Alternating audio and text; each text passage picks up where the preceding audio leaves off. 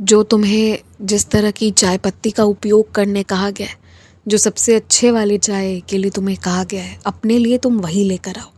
जब तुम इतना मेहनत करते हो और उससे भी बड़ी बात तुम इतना सोचते हो, सबका ख्याल करते हो, तो तुम्हें खुद के लिए भी हक है। और हक से भी बड़ी बात है, ज़रूरत है कि अपने लिए सोचो। तो जो भी चाय पत्ती कही गई है, जो भी तरह की चीज़ें कही गई हैं, थोड़े महंगे भी हैं, तो इसकी चिंता मत करो, तुम वो खरीद लो। और देखो, जो सिर्फ तुम्हें कहा गया है, फिर उसे पूरे परिवार को उसी में से खिलाना पिलाना मत शुरू करो, क्योंकि कुछ चीज़ें तुम्हारे स्वास्थ्य के लिए बहुत ज़रूरी हैं और बाकियों को नहीं, सिर्फ तुम्हें बोला गया है। तो तुम ही मात्र उसका उपयोग करो। थोड़ा सा यहाँ पर तुम्हें अपने ही परिवार का सोचते हुए अपने स्वास्थ्य को अच्छा रखना होगा। घर के जो बहुत छोटे बच्चे हैं ना, जो अभी ठीक से बोल चल नहीं सकते हैं, उन बच्चों को ना कैसे भी खिलौने मत दे दो। बहुत लोगों ने घर पे तोहफे भिजवाए हैं, तरह तरह के खिलौने आए हैं, लेकिन हर एक खिलौने को ना पहले अपने हाथ पर रख कर और अपने हाथों पर रगड़ कर ज़रूर देखना। और अगर मैंने इतना तुमसे कहा है तो इसके पीछे कोई कारण होगा। घर के छोटे बच्चों को, या अगर तुम्हारे रिश्तेदार में किसी के पास कोई बहुत छोटा बच्चा है, तो उसे ये बात ज़रूर कहना कि सारे खिलौने बच्चों के पास पहले नहीं जाने चाहिए। पहले खुद उसे छूकर अच्छे से देखना। अगर वो उपयोग के लायक हो, उसे खेलने के लिए दिया जा सके, तभी देना। एक दो खिलौने ऐसे निकलेंगे ही निकलेंगे जो बच्चों के पास नहीं जाने चाहिए, जो उनके शरीर को आराम नहीं देगा बल्कि चुभेगा। ये चीज़ जब तुम खुद हाथ फेरोगे या कोई बड़ा व्यक्ति हाथ फेरेगा तो उसे समझ में आएगा। इसीलिए इस बात को नज़रअंदाज मत करना। लोगों की बोली हुई हर बात को अपने ऊपर लेना बंद करो। लोगों की बोली हुई बातों को अपने ऊपर लो ही मत। एक बात तुम हमेशा जान लो, तुम अपने साथ दिन भर रहते हो, बस जब सो रहे होते हो तो तुम तुम्हारे साथ जागृत अवस्था में नहीं होते हो, होशो हवास में नहीं होते हो, लेकिन तुम अपने साथ 24 घंटा होते हो। इसलिए तुम्हें अपने बारे में और अपने से जुड़ी हुई चीज़ों को देखना, सोचना, सुनना ये पसंद भी है कभी कभी, और पसंद से ज़्यादा ये तुम्हारी आदत बन गई है। लेकिन तुम्हारी ही तरह बाकियों में भी ये चीज़ है ना कि सब अपने ही साथ अपने ही आप में रहते हैं, सबको अपनी ही अपनी आदत लगी हुई है। तो इसीलिए कोई कभी कुछ कह भी रहा है ना, तो ज़रूरी नहीं कि तुम्हारे लिए कोई कुछ कटाक्ष कर रहा हो सकता है वो व्यक्ति अपने ही लिए कह रहा हो, अपनी किसी गंदी आदत पे कुछ कह रहा हो। तो ना किसी की बोली हुई कोई भी बात या अधिकांश बात अपने ऊपर मत लिया करो। जब तक तुम्हें रोक कर ना बोला जाए कि ये चीज़ तुम्हारे लिए बोली जा रही है, तुम सुनो, तब तक मत सुनो। इतना तनाव लेना ही नहीं है जीवन में तुम्हें। तुम तो बस मेरे ध्यान में मगन रहो, मुझे तुम पर पूरा पूरा ध्यान है। याद रखना मेरी ये बात।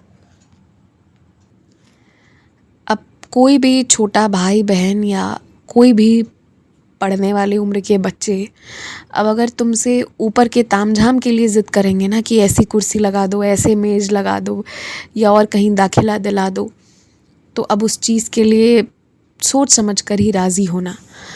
क्योंकि देखो, जितना ज़रूरी है, जो किताबों की आवश्यकता है, जिस तरह से बैठकर एक एकाग्रता से पढ़ने के लिए एक कमरा चाहिए, उतना तो तुमने दिला ही दिया है। अब उससे ज़्यादा ऊपर की चीज़ों की मांग करना ये अब थोड़ा गलत है। अब बच्चों को भी समझना होगा कि तुम भी बहुत मेहनत करते हो, तभी तुम भी उनको सुख और आराम दे पाते हो। इसीलिए अब बच्चों को छोड़ना होगा तुम्हें। थोड़ा सा जो भी है, जो परिस्थिति तुमने दी है, अब उसी में रहकर पढ़ने के लिए। तुमने ऐसी कोई परिस्थिति नहीं दी है जिसमें उन्हें कष्ट का सामना करना पड़ रहा है। तुमने उन्हें कमरे में मेज कुर्सी सब दे दिए। अब वो ज़िद करेंगे कि बाहर कहीं किसी लाइब्रेरी में जाकर पढ़े, चाहे कुछ भी, जबकि तुमने उन्हें एकांत कमरा दे दिया है। तो अब यहाँ उनका ज़िद थोड़ा गलत होगा और बच्चों की हर बात तुम मान लोगे तो तुम अभिभावक हो, तुम में और बच्चों में फिर कोई फ़र्क नहीं रह जाएगा। फिर वो तुम्हें अपना मित्र मान बैठेंगे, जबकि ये नहीं होना चाहिए। माता पिता बच्चों के सिर्फ मित्र बनकर रहेंगे तो वो गलत होगा। कुछ जगह पर तुम्हें मित्रता से बढ़कर एक बड़े होने के नाते अपनी उस तरह के से ही तुम्हें रहना पड़ेगा। ये ज़रूरी है कि कुछ जगहों पर बच्चों को डर होना चाहिए तुम्हारा। हर जगह तुम्हें वो मित्र समझ ना बैठे, ये चीज़ होनी चाहिए। तो फिजूल के खर्च करवाने चले बच्चे और अनावश्यक ज़िद करने चले तो उसके लिए मत मानना। लेकिन हाँ, कड़े से बात मत करना, उन्हें सही तरह से उत्साहित करना। बच्चों को हमेशा ना दबाव कभी मत दो कि उसने अच्छा किया तो तुम्हें भी अच्छा करना है, परंतु उन्हें हमेशा कहानी सुनाओ कि कौन किस तरह से बैठकर मेहनत करता था।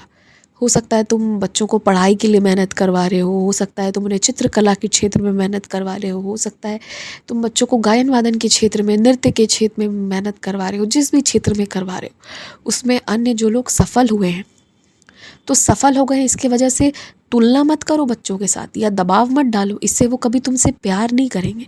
बल्कि बच्चों को ये समझाओ, हमेशा ये कहानियाँ सुनाओ कि किस परिस्थिति में उन लोगों ने कितनी मेहनत की है और कितनी उनके अंदर जज्बा थी। हमेशा ये कहानी सुनाओ बच्चों को, ये उन्हें उत्साह से भर देगा। दूसरों को मेहनत करते देखकर, जब कोई किसी को बहुत मेहनत करते देखता है ना, तो अपने आप उस इंसान के मन में भी ये आता है कि मैं भी मेहनत करूं। तो कैसे मेहनत किया ये हमेशा बताओ। तुलना हमेशा करोगे तो बच्चे पसंद नहीं करेंगे, ये बात तो तय है, क्योंकि सब अलग अलग है। अगर तुम्हारी भी तुलना मैं अगर किसी और भक्त से कर दूँ ना तो तुम्हें भी पसंद नहीं आएगा। तो तुलना किसी का किसी से नहीं करना चाहिए, क्योंकि तुम भी अलग हो, बाकी लोग भी अलग हैं। और वही चीज़ बच्चों के साथ भी है। तो कुछ चीज़ें हैं जो एक अभिभावक होते तुम्हें भी समझना होगा और कुछ चीज़ें हैं जो तुम्हें बच्चों को समझाना होगा, और ये सब आराम से हो जाएगा। इसके लिए तनाव लेने की आवश्यकता नहीं है। और देखो, चिंता किसी के लिए मत करो, किसी भी चीज़ की मत करो। सब अपने अपने भाग्य में कुछ ना कुछ लिखवा कर आए हैं और सबके जीवन में बहुत चीज़ें बहुत अच्छी होती हैं, कुछ चीज़ें ऐसे भी होती हैं जहाँ पे संघर्ष भी लिखा होता है। तो सबको अपने हिस्से का जीवन निर्वाह करना है और वो तुम करने दो, उसमें तुम परेशान मत हो। तुम्हारे हिसाब से चीज़ें नहीं होंगी, जिसकी जो लिखी है वो उस हिसाब से होगी। तुम भरोसा रखोगे बस मेरे ऊपर, तो तुम्हारे सभी लोग खुशी और सुख के साथ जिएंगे। बस इतनी ही बात है।